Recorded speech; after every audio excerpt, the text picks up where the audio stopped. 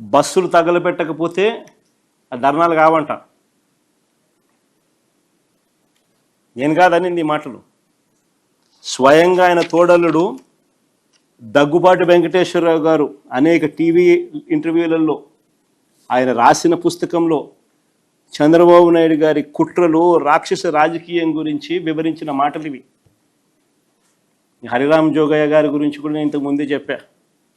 ఆయన కూడా చంద్రబాబు నాయుడు గారితో సహచరుడు, మంత్రి. ఏ రకంగా చంద్రబాబు నాయుడు గారు కుట్రలు చేస్తారు, రాక్షస రాజకీయాలు చేస్తారు అన్నది ఆయన కూడా సువివరంగా కూడా వివరించినాడు. హత్యలతోనూ, వెన్నుపోట్లతోనూ, శవాలతోనూ, కుట్రలతోనూ రాజకీయాలు చేస్తున్నది చంద్రబాబు అయితే, విలువలు, విశ్వసనీయత, మాటకు కట్టుబడి రాజకీయాలు చేస్తూ ఉన్నది మేము. గర్వంగా కూడా చెప్తా ఉన్నాను నేను ఈ మాట.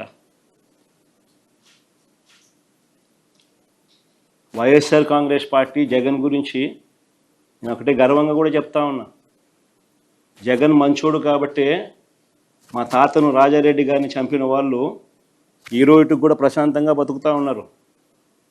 జగన్ చెడ్డోడైనంటే వాళ్ళంతా బతుకుండే వాళ్ళ.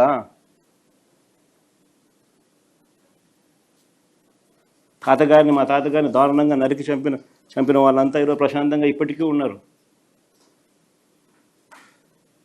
జగన్ నైజం ఎలాంటిది, జగన్ మనస్తత్వం ఎలాంటిది అని నిదర్శనం అది.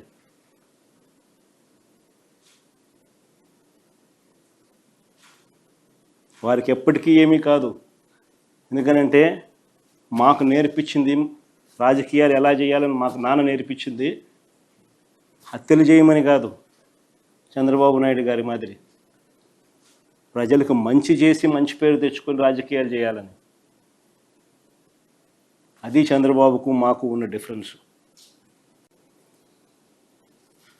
రాజకీయాల్లో ఎవరికి కుట్రలు అవసరమో, ఎవరికి కుట్రలు, గొడ్డళ్ళు, గుణపాలు అవసరమో ప్రజలకు బాగా తెలుసు.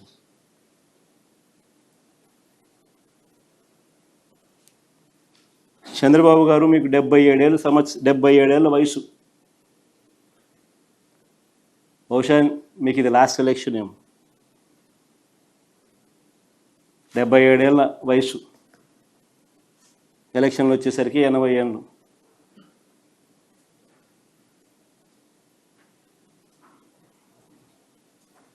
ఈ వయసులో కూడా ఇలాంటి దౌర్భాగ్యమైన రాజకీయాలు చేయడానికి సిగ్గుగా నీకు అనిపించడం లేదా చంద్రబాబు అని అడుగుతా ఉన్నా.